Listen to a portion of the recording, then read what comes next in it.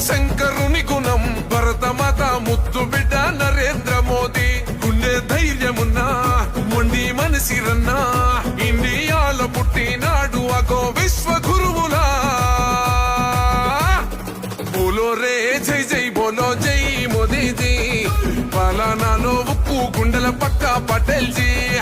బోలో రే జై జై బోలో జై మోదీజీ